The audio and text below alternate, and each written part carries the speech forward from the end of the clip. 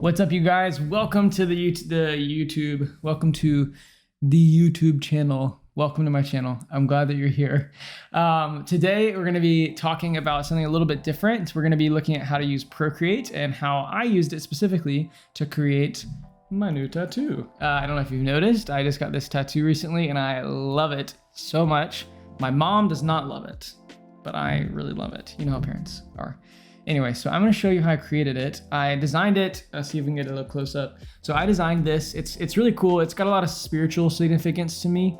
I'm a very spiritual person. The short of it is just like, it's this branch, it's a blueberry branch, and there's all these tiny little blueberry buds, and just the idea of staying connected to God, staying rooted, and as we do that, fruit will come in our lives. And not necessarily like you get a raise. I don't know, that's totally what I mean, but more just like character, like who you are and how you live and how you act and like becoming a better person. Like those things are gonna happen as we like stay grounded, you know, it's grounded with God is the idea. So anyway, so I really wanted this tattoo and I've been looking for a while. I narrowed down, I wanted a blueberry branch. I knew the general idea. I had a ton of inspiration on Pinterest, but I could not figure out who would design it for me. And I'm not an illustrator. Like this is not really in my wheelhouse, but I implemented some design techniques, some things that I learned in graphic design school, and I'm gonna bring you in on my process. Maybe you want to design a tattoo, or maybe you just wanna learn, or maybe you're one of my friends who doesn't care about graphic design and you just watch my channel because you're great. Shout out to Thomas. But I'm gonna show you how I did it. So let's jump in. So what I decided I wanted to do is I wanted a blueberry branch, but when I looked at references, it wasn't right. Like I couldn't find something online that was exact. And so I used basically the technique of just studying a piece of nature, which would be this blueberry branch, and trying to evaluate it. And so I'm gonna show you what I was looking at on my iPad. But essentially I decided that I wanted to find something that matched. It'd probably be better if I'm using my iPad while we're doing this. All right, so here we are in Procreate in my iPad. I highly recommend Procreate. If you have an iPad Pro or an iPad with a stylus and you draw, you probably already know about Procreate, so nothing really new to you. But I'm gonna show you my process about how I created my design. So over here on the left, this is my favorite piece of inspiration that I found on Pinterest. I found a ton of stuff, but I really just like this style of line. I really like how there's like these thin little pieces of texture. I like the simplicity of the lines within the leaves, how that gave it an idea of the direction and the shape of the leaves. I just thought it was sick. And then down here is a picture of an actual blueberry branch I got from a friend's house who have a blueberry bush. So I wanted to study and see, you know, what makes it work. Let's see, I'll make another layer in case I want to, you know, make some notes for us or something. Let's see what pen. Let's do notes. Okay, sorry.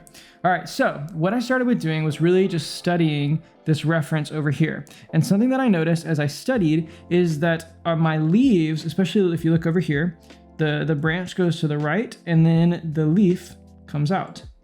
The branch goes to the left and then a leaf comes out, to the right and then a leaf comes out. You kind of see that these branches, it's not this like smooth undulating thing, but it has kind of like a rigidity to it. It's got these straight pieces, and usually at these bends we find a leaf. And so as I was studying it, I noticed that was kind of the main thing. I had tried to draw the blueberry branch before and I didn't like it, or it didn't look right, and I couldn't figure out why. And so that's one thing I noticed. I also noticed that sometimes the leaves don't always just go straight upwards towards like the top. I hope this is okay to see. Maybe I should change to like blue or something. So the leaves don't always just go straight upwards, like to the top. None of this is easy to see, but they do go out sometimes. They kind of protrude out at sort of like horizontal angles. So I want to make note of that, though, you know, having a little artistic liberty, I was able to fudge some things as well. And you can't see back here too well because the blueberries are hiding back here. But in short, what the blueberries would do is you kind of have a branch that sticks out, and then you got like a little blueberries that kind of stick off of this main branch. And so that's also how I constructed my blueberries as well. So a good bit of study went into figuring out how the specific branch I was wanting to emulate is constructed.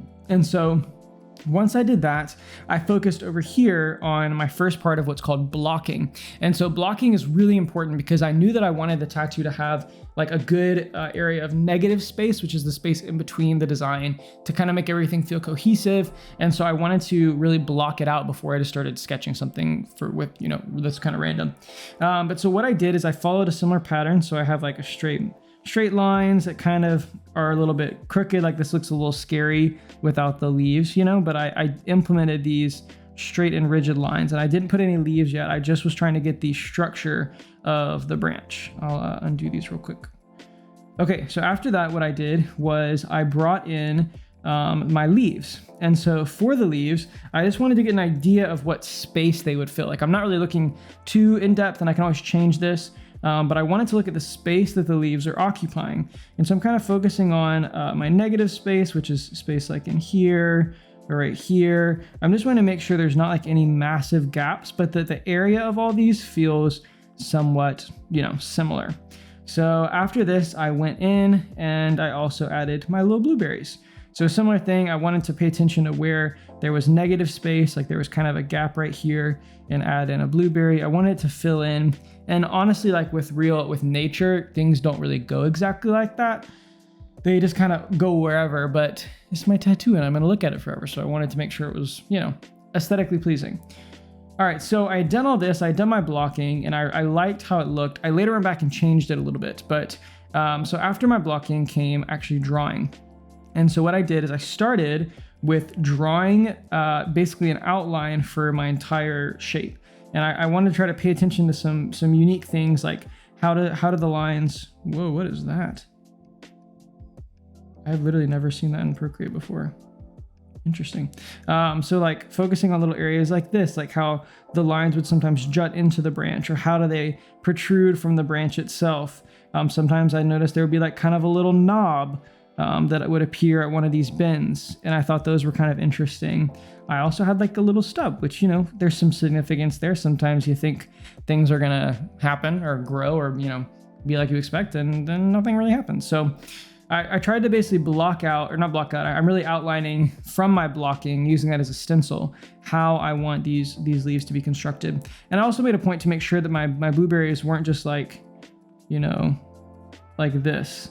Like I wanted them to have some depth. That's why some are obstructing others and there's some behind, and it feels like there's some dimension to it. That was one thing I wanted to focus on, and why I had some overlapping parts and other things that I bring in, like right here. I didn't want it to feel like it was flat. I wanted it to feel more alive. Okay, so after this was the fun part and the tedious part. I began to bring in all these individual lines. And essentially what I did is I started by identifying the way that the leaf was gonna curve. And then I would basically build my smaller lines from there. And I went like really meticulous with it. The thing that I made note of, and that's tricky, is so say I'm working on this top one, like this maybe would be how zoomed in I am. But then when I go to a really small leaf like this one, I'm zoomed way closer. And so it turned out that all my small leaves, their lines were way closer together because I was really zoomed in. And what I had to do is continually kind of zoom back out and check to make sure that the space between my lines felt consistent across all of the leaves. So that was kind of what I did. I'll erase these part real quick. See, we'll just cut. So that's what I did as far as creating an outline. And this looks pretty sick. The other thing that I didn't mention is I added little textures within the branches that you can kind of see here in this example that I liked. And I thought that gave it a lot of cool dimension, and it really brought it together. Without that texture, it just wasn't really working. So this was pretty close. I liked it. The one thing that I noticed is when I thought about it on my arm, I didn't want it to like wrap all the way around. And if you look at the size of this, like it's pretty wide, right? Like your forearm is not really that big, not the top of it. It's gonna be more kind of like this. And so I knew that if I was gonna have this, I was gonna have like a bunch of areas that were just stretching kind of farther than I wanted to around my arm, and I didn't want that. And so instead what I did is I came back and I used, really just started kind of pulling and moving about little bits and pieces of this design, and then ended up drawing it again to get my final version. And I'll kind of show you those side by side so you can see the difference. So as you can see, I basically pulled in this whole branch, right? This was kind of sticking out a little bit more. This guy, I kind of turned inward. This one, I did the same. I basically was just trying to bring things in, make them a little more consistent. Even like right here, this is kind of going out on its own. Doesn't really need to be. So I basically just flipped it inward to where it would take up less space. So just small things like that. I did a lot within the refining. I moved a few blueberry branches around. Like I noticed when I was talking about my white space, I noticed there's a lot of white space here. I didn't know how to fill it. And so instead what I did, and a leaf didn't make sense because remember, it needs to protrude at a juncture essentially, and this wouldn't be where a leaf would come out. But blueberries were a little less rigid, so I could do a blueberry there. So what I did is, wow, this is getting super messy here. So what I did is I made a blueberry come in that spot, and then I just added a leaf down here. So anyway, that's a general idea of how I designed my tattoo. And the other part, which I can just explain, I guess, is that I also took this and I knew that I wanted it to be about like 7-8 inches. I measured my arm and I printed it out at my office and kind of like cut it out and put it on my arm to see if it felt right. And then when I went to the shop, I literally gave him that exact printout, and that's what he used as the template and the stencil to create the tattoo, which is pretty cool. So hopefully this helps you a little bit, just kind of explains my process. The main thing I think that was helpful for me was the blocking. I didn't want to just give someone a picture of a blueberry branch if I didn't really like how it all looked together. I wanted to have some control over how it looked. And so being able to block out the shapes and the negative space, that really was the first big step to moving towards the finished product. And when I knew like, oh, okay, this is gonna work and it's gonna look really cool. So I guess one last little close up, because I love this guy. I think it's pretty sick. But yeah, and that was how I designed my tattoo. So hopefully this is helpful for you. Let me know if you have a tattoo that you're designing.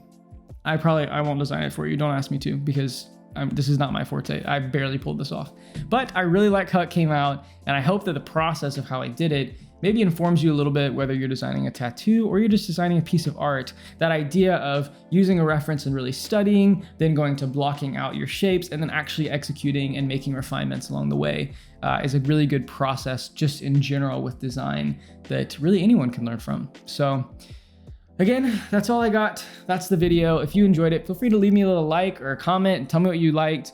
And if you like videos like this and you want to see more of my cool tattoo all the time, feel free to subscribe to the channel, and I'll see you guys on the next one.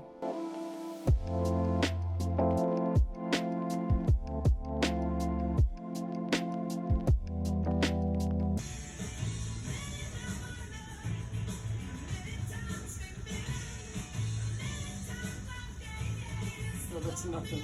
You're good.